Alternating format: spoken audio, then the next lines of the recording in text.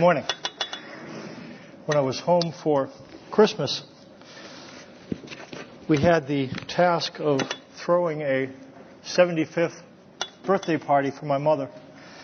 My sister, I have two brothers, two sisters. My sister kind of was the one to arrange for everything, and it had to be a surprise party. And my job, along with my son Gavin, we were there, was to take my mother and deliver her to a place where the party was to happen, and we had to get her there and keep from her the fact of what was going to happen. So it's a difficult thing to do, to surprise a mother who is very quick and sharp. So it felt like one of those CIA black ops. So Mom became the package, and we had to deliver the package to the Italian-American Club without anybody being the wiser. And so Gavin is kind of, he has all the gadgets. So when the package went into the car, he texted my brother Cliff. And then Cliffy called me on the phone, said that his car broke down at the place where the package was to be delivered so that we could have the party for the package. You got it. And so Cliff called, and I had to, man, Mom, we got to stop and get Cliffy. We got to pick him up. So we did that, and we got the package inside the building. My uncle, anyways, were able to surprise her, and she was surprised, and she didn't know how we had pulled it off. Now, I can understand her surprise. Every year, I have no idea how word gets out that you're going to do some kind of Christmas offering for me. I'm around. I'm not the most... I miss a lot of things. Those of you who know me, I'm not unbelievably observant sometimes. I can kind of walk in the face. But you collect money for us and you give us a gift, and I'm always surprised. I never know how it transpires. But it does. It's really heartwarming. And I just wanted to say thanks. And how do you do that?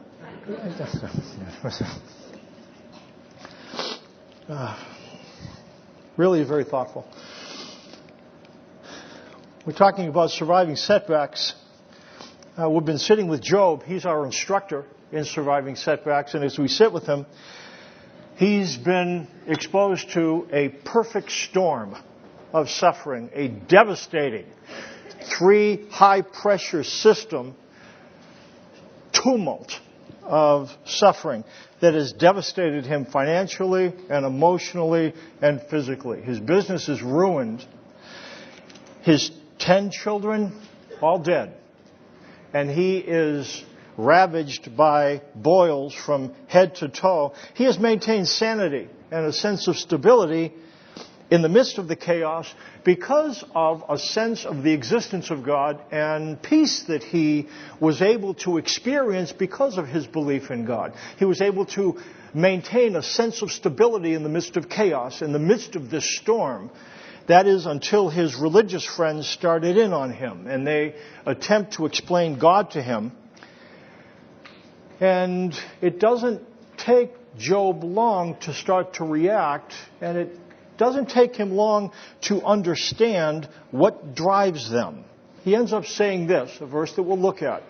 Men at ease have contempt for misfortune, as the fate of those whose feet are slipping. That verse says a lot. Think about what that says. Job's assessment. He says, I got it. I know what's driving this concern. I know men at ease have contempt for misfortune as the fate of those whose feet are slipping. He pegs them after the first round of advice. He says, here's the deal with you guys. Eliphaz, Zophar, Bildad. You hold misfortune in contempt. If anybody is suffering misfortune, you have a problem with misfortune as an experience. And therefore, you have contempt for misfortune. And the reason that this is so is you are at ease. You're at ease. Those who suffer misfortune don't have contempt for misfortune. Those who are at ease have contempt for misfortune. And the first point, the at ease say that those on the wrong path experience misfortune. And that's what's clear to Job. They hold misfortune in contempt because what they're basically saying is this: if there's something wrong, there's something wrong. And that's their thinking. That drives everything they say. If there's something wrong, there's something wrong. If there's something wrong, someone did something, and there's only three someones. You, others, or God. If there's something wrong, there's something wrong, and there's only three someones that could have done the something. Either you did something wrong, or they, he did, she did something wrong, or he did something wrong. It's got to be one of the three. What ends up happening when you have contempt for misfortune, contempt goes from misfortune to the one who caused it. It doesn't stay on misfortune. When you have contempt for misfortune, the contempt that you direct at the misfortune ends up going on to the one who caused it. And again, there's only three options. Yourself. The reason this happened is because and we pour contempt on ourselves. Because we have contempt for misfortune. Or, the reason this happened is because you, and we pour contempt on others because we have contempt for misfortune to begin with. Or, the reason this happens is because he, and we pour contempt on God because we have contempt for misfortune. But that's where it really starts. Resentment is a really difficult thing to kick. You know, when you deal with resentment, I say this all the time, it's like drinking poison and waiting for the other person to die. But you just can't get rid of resentment. It's like you get stuck in it. I think there's something here that helps us understand resentment, and it's this. If we hold contempt for misfortune, our wheels will spin in the snowbank of resentment.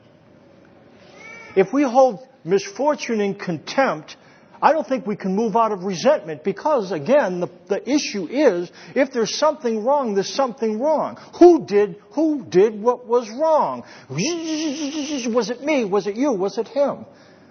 And when you look what's behind that, where does resentment come from? This simple belief. If there's something wrong, there's something wrong. And that's what Job's friends try to sell him. We might call it an anti-adversity theology. Anti-adversity theology. Which is this: adversity indicates that there's something wrong. When Job first gets exposed to this stuff, his wife tries to tell him to curse God and die. He says, foolish. Shall we accept good from God and not bad? He can be okay with adversity. I think that tells something about him. But then his friends start to work on him, and Job observes, wait a minute, this is a theological problem. He understands their theology is the theology of the prosperous, which is the flip side of anti-adversity theology, prosperity theology. Flip side, anti-adversity theology. And Job sees right through it. He says, this is the deal. You have contempt for misfortune. You elevate prosperity. And that is the issue. Why is this hard for us to see? Again, Job saw it first round. One spoke, second spoke, third spoke. He says, wait, time. You guys have contempt of misfortune. That's the problem. And he was able to see clearly. This is far less clear to us. For instance, we hear stuff like this. And these are, I'm going to talk about a quote from Joyce Meyer and Victoria and Joel Osteen, who are the more subtle, sane proponents of a prosperity theology. Their stuff is a little more subdued. We could talk about Kenneth Copeland and Kenneth Hagin and John Hagee and Benny Hinn and more extreme forms, but this is fairly subdued because she has some good things to say sometimes. But here's what she says. Why would God, want all of his people poverty-stricken, while all the people that aren't living for God have everything? She says, I think it's old religious thinking. And I believe the devil uses it to keep people from wanting to serve God. What do you think?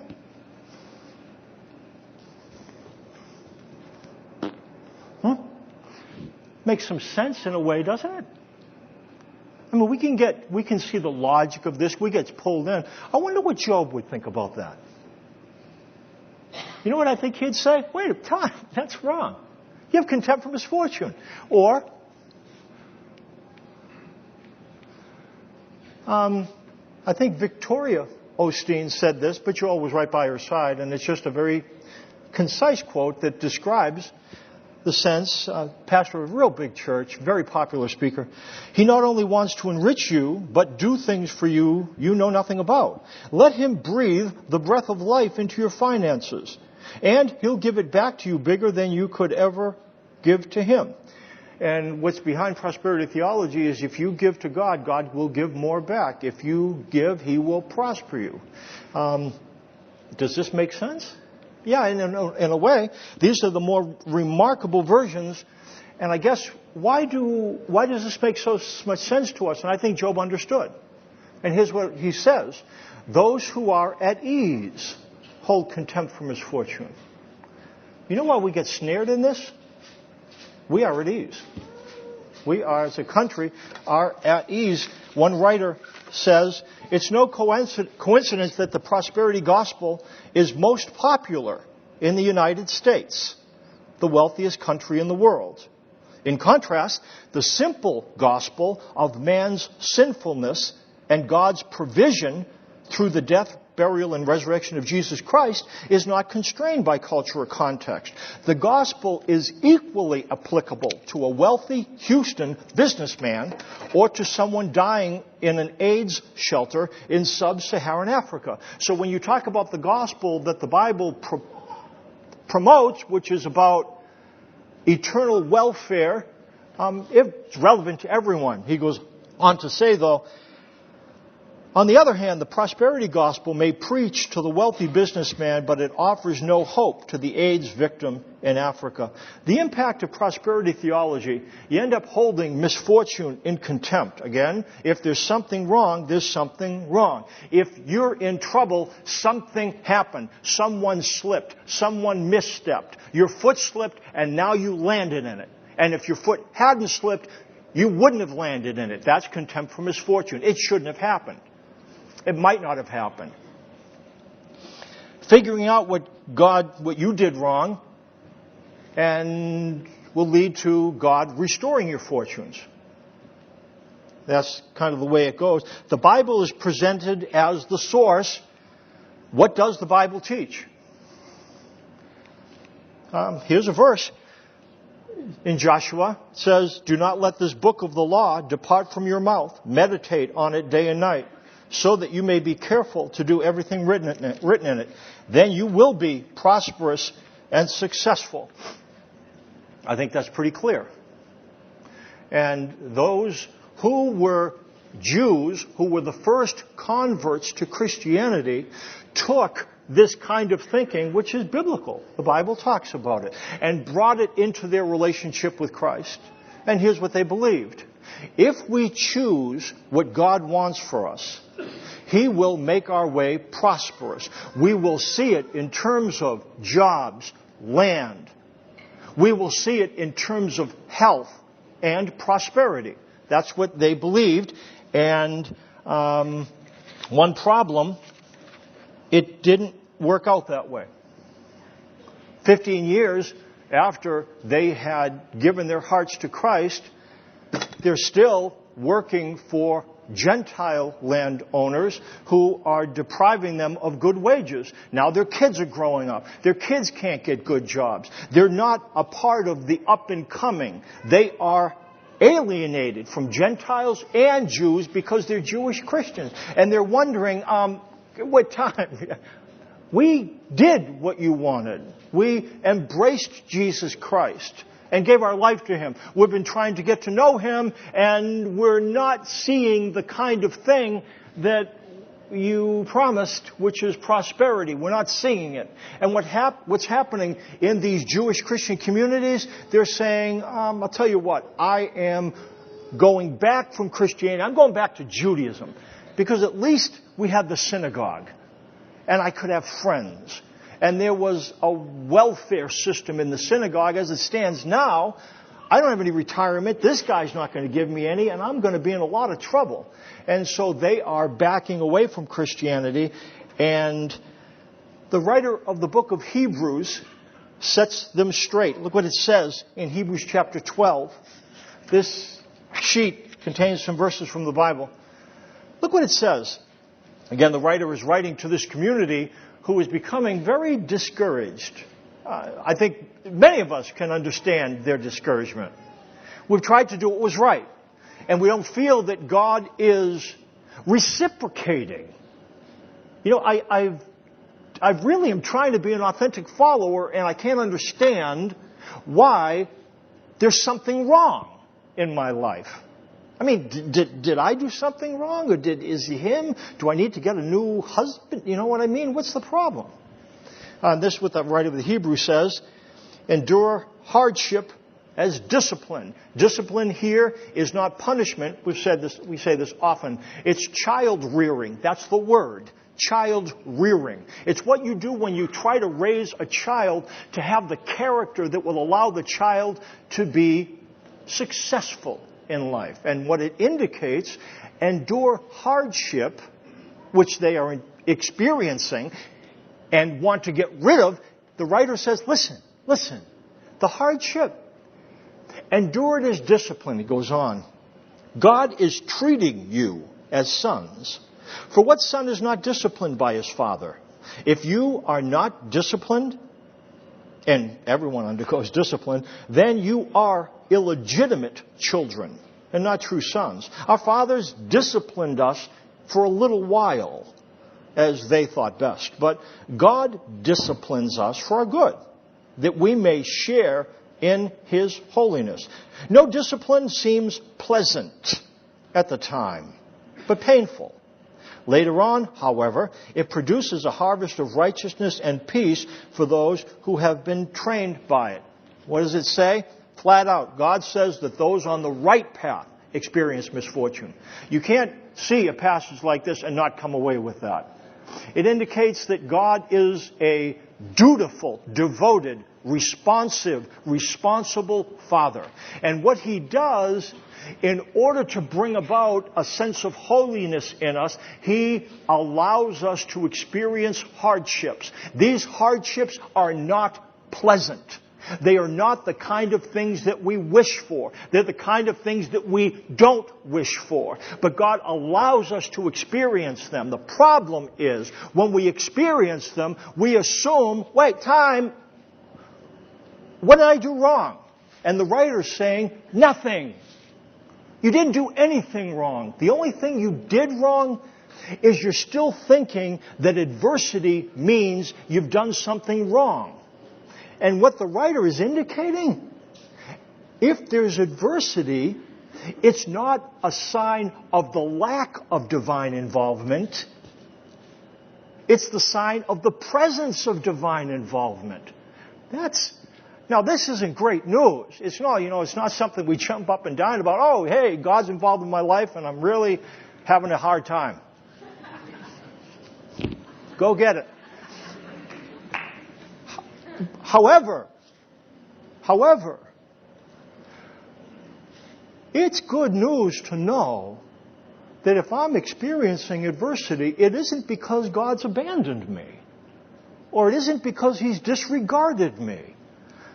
It's not necessarily because I did something wrong, or you did something wrong, or he did something wrong. Because if I feel that way, then I have to be contemptuous of someone. Contempt is awful. It's what feeds resentment. And if there's something wrong with misfortune, if misfortune is contemptuous, I've got to put contempt. But what about this? It says that those on the right path experience misfortune. So, I guess this is what it's saying. You know that thing you're struggling with? That you say, why am I struggling with this? What did I do wrong? You know what it indicates here? Maybe nothing. What do you mean? We're trained to believe that glad is good and sad is bad. Glad is good, sad is bad. Glad, good, sad, bad. And what it says here, glad is not always good, and sad is not always bad. Wow. In fact, God allows His children to experience circumstances that are painful in order to promote a good end. Those on the right path experience misfortune. A chronic lack of misfortune, now I'm saying chronic. If you're in a period where things are going great, I'm not going to blow you up. I'm saying a chronic lack of misfortune is not a good sign. It's a sign not that God is with you, but that He isn't with you. Because God deals with His children responsibly. And He will allow misfortune to come into their life in order to train them to do the things He wants them to do. That's what the text indicates. So these converts from Judaism, see, the Old Testament is the only Bible they had. Maybe they should have looked at Jesus a little more closely. Maybe we who are at ease need to look at Jesus a little more closely. Perhaps, not just singling them out, writers who indicate that God blesses obedience with prosperity. Maybe they need to look at Jesus a little bit more closely. Joel Osteen wrote a book, Your Best Life Now. Jesus' version of Your Best Life Now, he wrote one. He wrote it. The Beatitudes. Your best life now.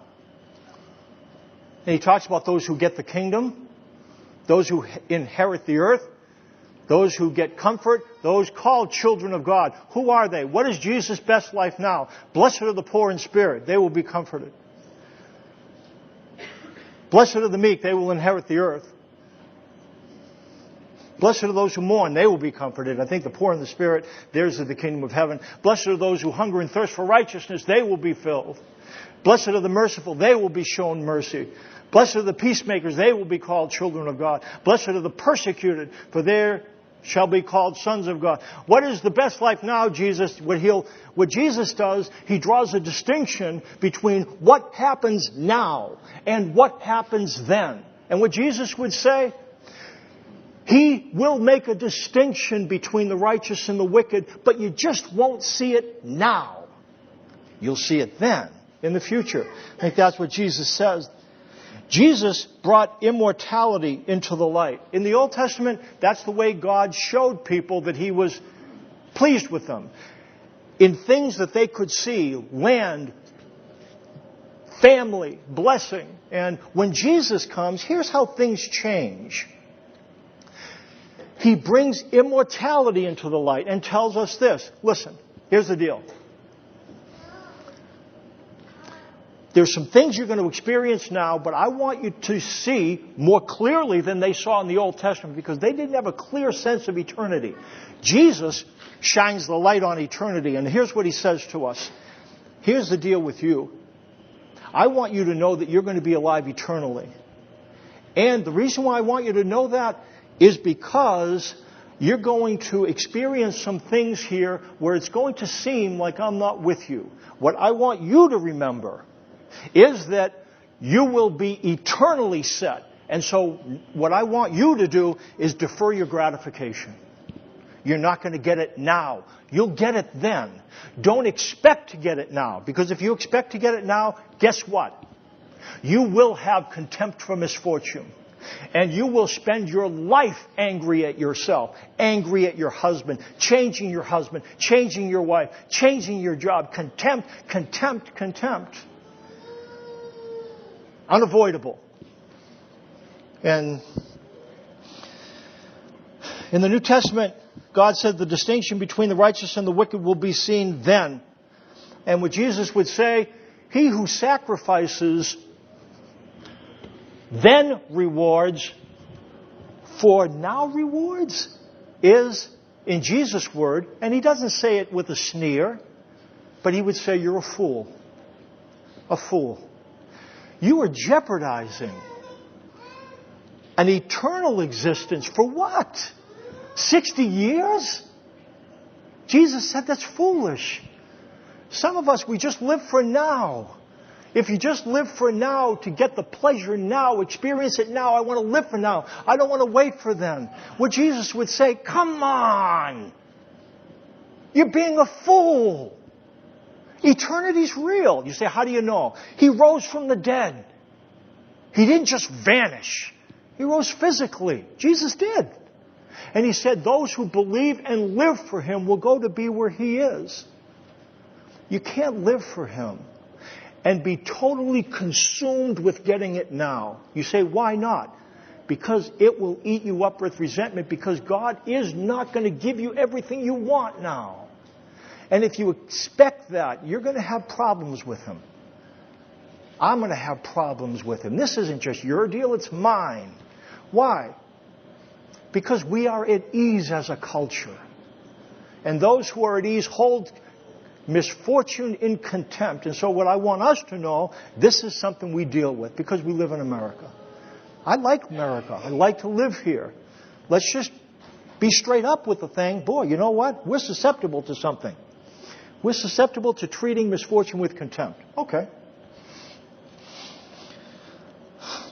What does the Bible teach? It says this book of the law will... Don't let this book of the law depart from your mouth. Meditate on it day and night, so then you may be careful to do everything written in it. Then you will be prosperous and successful. But here's what the New Testament sheds light on. Our light and momentary troubles are achieving for us an eternal glory that far outweighs them all. Eternal momentary troubles. Eternal glory. And what it'll say, so we fix our eyes not on what is seen, but what is unseen. For what is seen is temporary, but what is unseen is eternal. If your focus is just on things that you get now, that's a problem. It's a problem. Again, it's something we all wrestle with, so I'm not going to jump up and down and point a big finger. I'm just going to say, let's think together, folks. What is seen is temporary. If we sacrifice the eternal for the temporary, what the Bible says, that's foolish. And there's a number of people who claim to speak for God who would say and would encourage us to do just that. One of the problems with prosperity theology is that it hinders our ability to survive setbacks. Prosperity theology hinders our ability to survive setbacks. When there's difficulty, there are two emotional responses. The first is fear. The second is anxiety. Fear is an emotional response to a perceived threat. The other day I was leaving the resource center, and it was into the evening, so it was a little bit dark. There's a light that shines through the window of my office, and I had the door open. I shut the lights off. In my office, all the lights were off, but there was a light shining in through the window that cast a shadow of me that shone on the wall as I was going out. And I then looked up, and there's somebody, a shadow, walking towards me, getting bigger. And he was ugly. I couldn't see his face. And I didn't have to think about if I was going to be afraid or not. Immediately, the hair stood up, and then I realized, oh, that's me.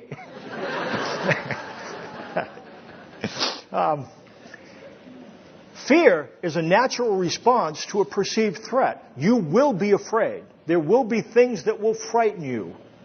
Heard the story once about somebody who pulled their car over in order to get some rest. They were making a long trip. Have you ever done that? Where, your eyes fall asleep and you wake up and you're 2 lanes over and you go, holy smokes, roll down the window, slap yourself around. This guy had done that and pinched himself, all the things you do.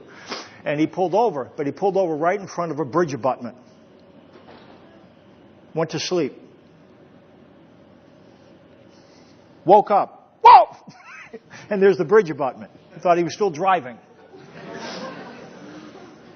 He didn't have to think, should I be afraid or not? It's natural. You know what fear is? Fear is a natural response to a perceived threat. And when you are threatened personally, physically, financially, emotionally, fear is a natural response. You know what anxiety is? Fear is the response to a perceived threat. Anxiety is the response when you feel like you're facing it alone. Anxiety is different. Fear, there's a problem. Anxiety is about and I am abandoned to deal with it alone. Fear is inevitable. Anxiety is optional. I think that's why the writer of Hebrews writes what he writes. To people who were experiencing fearsome situations, somebody who had been working for 15 years, and they cannot see that there's any possibility that their family is going to be really well off. That's a frightening possibility that some of you experience, and you know. It's one thing to experience fear. It's another thing to experience a sense that, and the fact that this is here means that God has disregarded and abandoned me. That's what the writer of Hebrews puts his crosshairs on, and that's what he attacks. That's what the writer of Job is attacking. That type of thinking that religious people use to come alongside of those who are suffering. And the writer of Hebrews says, misfortune is not a sign that you've been abandoned. In fact, it's a sign that God is involved. Again, that's not jump up and down, but it takes the edge off the anxious response. Here's what I'm saying. You're not alone. Now, if you have contempt for misfortune, you and God are going to have a hard time. You're going to be too busy resenting everyone in your world to look to God. But if you get tired of that, what God would tell you, just because you're suffering doesn't mean I'm not with you. And if you want to ask somebody about that, God would say, ask my son. He suffered and I was with him. And the awareness that I was with him enabled him to endure amazing things with peace. And what God says, he looks at you right in the eye. You do experience problems. What God would say, I am not your enemy. I'm your best friend. Don't expect me to remove it. You can expect me to walk with you through it. You don't have to be anxious. You don't have to go through it alone. And if somebody tells you that misfortune is a sign of my disregard, turn the TV off. Question the speaker. Close the book. Not all who claim to speak for God do.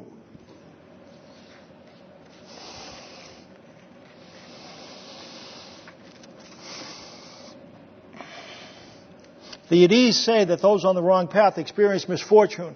God says that those on the right path experience misfortune. Believe God. Believe God.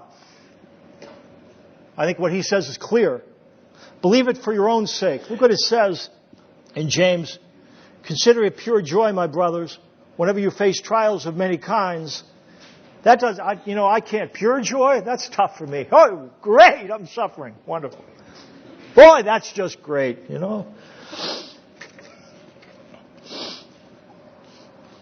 However, consider it joy, my brothers, whenever you face trials of many kinds, because you know the testing of your faith develops perseverance. Perseverance must finish its work so that you may be mature and complete, not lacking anything. If any of you lacks wisdom, he should ask God, who gives generously to all without finding fault, and it will be given to him. But when he asks, he must believe and not doubt, because he who doubts is like a wave of the sea, blown and tossed by the wind. That man should not think he will receive anything from the Lord. He's a double-minded man, unstable in all he does. I want to clarify something. When I talk about individuals like Joyce Meyer and Joel and Victoria Osteen, they have a lot of good things to say, and I think they help some people. However, truth is truth.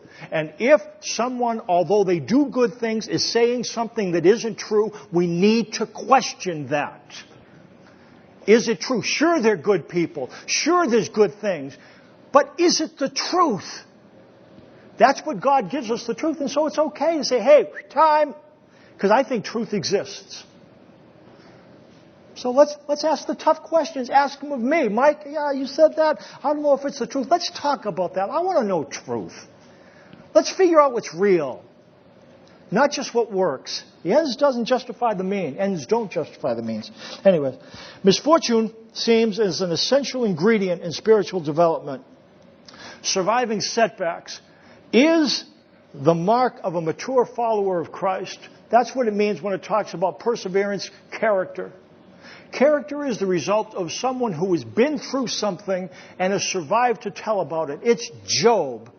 And it's many of us who've been through difficult things, and you're still slugging it out like I am. You're still trying to figure the God thing out. You don't have all the answers, but you're not going to go to the, hey, life is great kind of church, because if that's the church you were going to go to, you wouldn't be here. We don't say that. You wouldn't be here if you weren't trying to figure all this out. Setbacks are a part of it. We're exposed to them, and God will use them to develop us spiritually. In fact, if you're spiritually mature, there's only one route to it, and that is setbacks. That's what it says.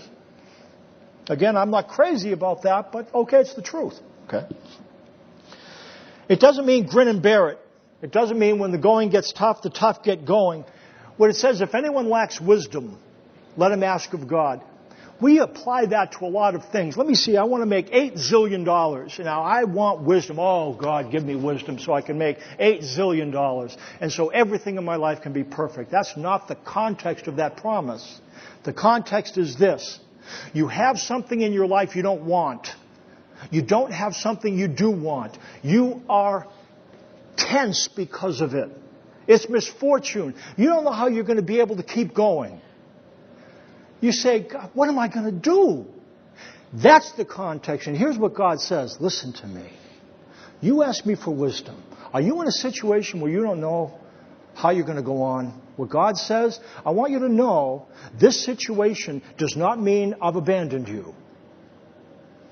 It's what happens to my children, God would say. I'm a good father, and it's part of learning to be holy. My son went through it, and so will you. But listen, God would say, you can ask me for wisdom, and I will give it to you generously, and I won't find fault with you. And for some of you, that'll be a great thing. God, you know what? I'm this deep, and I don't know what to do. You know, all these people tell me I shouldn't, but I don't think it's because I'm doing, I have things to learn, but God, will you give me wisdom? God says, yes. Give me wisdom, God. Help me know, yes. Help me walk the path you will want me to walk. And that God says He'll give wisdom. The one condition is that you ask in faith. It says, but when he asks, he must believe and not doubt. Let me tell you what that is. Believe and not doubt, that's not the cowardly line. I do believe, I do believe, I do believe. That was a bad impression. But you know what I mean. It's kind of like you drum it up. Oh, don't talk to me. I'm trying to believe God. The word of faith, name it, claim it, blab it, grab it. Whatever. There's a number of things that goes by. I don't think that's what it means. What it means is don't be double-minded. Don't be double-minded. It says that man should not think he will receive anything from the Lord, being double-minded, unstable in all he does. Double-mindedness is what happens when you skip a letter. See, there's A. When you're in a situation, A is admit. Admit that you're in a situation you don't like. Some of us were afraid to admit that to God. Admit it. B, believe that even though you're in a situation that's uncomfortable, that doesn't mean that God has abandoned you. That's the B. Admit. You know what? I admit it to Him. God, there's some things in my life I don't like. B, but that doesn't mean that you've abandoned me. C, God, will you give me wisdom and strength? Double-mindedness is when you go from A to C. God, I have things in my life that I don't like, so fix it. And what we've skipped over, if you come to God believing, God, you're an idiot, but I have to talk to you because there's no one else I can talk to, that's being double-minded. How do you cure that? It comes from an understanding that misfortune is not a source of contempt. If you whittle away at that, what you'll be able to do is this: God, I have misfortune, but that doesn't mean that you've abandoned me, because I shouldn't have contempt for misfortune. So even though I have this difficult situation, it doesn't mean you've left me. Now, you've just brought your mind together. You understand? You've admitted it. God knows what you feel. But what He wants you to do is come to Him on the basis of, I know you haven't abandoned me. Believe that. And then say, God, I know you haven't abandoned me, but I need wisdom and strength. A, B, C. Admit. Believe that it doesn't mean you've been abandoned. Then call on God for wisdom and strength. Critical to learn. For your sake and for the sake of others. quickly, let's look at this verse. Praise be to the God and Father of our Lord Jesus Christ, the Father of compassion, the God of all comfort, who comforts us in all our troubles, so that we can comfort those in any trouble with the comfort we ourselves have received from God. For just as the sufferings of Christ flow over into our lives, so also through Christ our comfort overflows. If we're distressed, it is for your comfort and salvation. If we're comforted, it is for your comfort, which produces in you patient endurance of the same sufferings we suffer. And our hope for you is firm, because we know that just as you share in our sufferings, you also share in our comfort. What is this verse saying? God channels comfort to and through His children. That's what it says. God channels comfort to you and through you to others. But in order to channel comfort to and through you, He will allow you to experience trouble. Why? He will channel His comfort to me in the context of trouble. And now, if I come along somebody in trouble, I have something real for them. Not trite religious platitudes. Not little God formulas. I have something real. I know what you mean. I went through a situation like that. You know, I didn't, but this helped me. Oh, you know what? But the fact that I can understand the troubles that other people go through. That's how God does it. We want to be containers of comfort. You know, so I want God just to fill me up with comfort, and then when the comfort gets to the top, it flows over. I don't think that's the way it works. We're not containers of comfort, we're channels of it. It comes to us and through us in the context of troubles. And ask the worship team to come up at this point. We'll have a closing song. The fact that God causes us to be channels of comfort, that has a benefit to it. Part of the impact of prosperity theology, not only it hinders us from surviving setbacks, it hinders us from passing on comfort. When we believe that misfortune is a source of contempt or reason for contempt, we tend to look down on people who are in misfortune. We say they deserve what they got. Why? Because look what their situation is. They must have zigged when they zagged. Why? Because we're at ease, we have contempt for misfortune. You understand how that works? You're not going to lay your life down for people if you believe that misfortune is a reason for contempt. And it isn't. When we understand that God allows it to happen, then we can receive it and not jump up and down, but look to God. When we come alongside others, we'll find ourselves not being contemptuous of them, but having gone through some struggles, we can pass on to them what God has passed on to us. Comfort.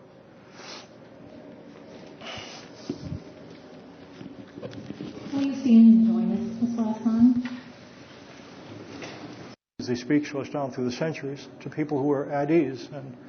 And we're in a country in which that's true. We're in one of the wealthiest country in the world. And Job would tell us, watch out, that you don't slip into a place where you have contempt for misfortune. It seems to be the disease of those who are at ease, believing that misfortune is contemptuous. It seems that and if we believe that, in our headlong pursuit or retreat from misfortune, because we're not willing to stay in misfortune, we trample over people. We trample over our family. We trample over others because we will leave that situation. And I don't think we should run towards misfortune, but I don't think you tell us we shouldn't run from it. You can walk with us through it. And would you help us, I guess, that to happen? Or would you help us to not have a knee-jerk reaction to what went wrong, but to have our reaction be to admit that, yeah, we're troubled, and believe that you still can be with us even when we're in trouble, and to call on you for wisdom and strength. And I pray that our experience of that will help us to walk with you, so we can get to the place where we not only can be more holy, but we have something real to give others. In Jesus' name, amen.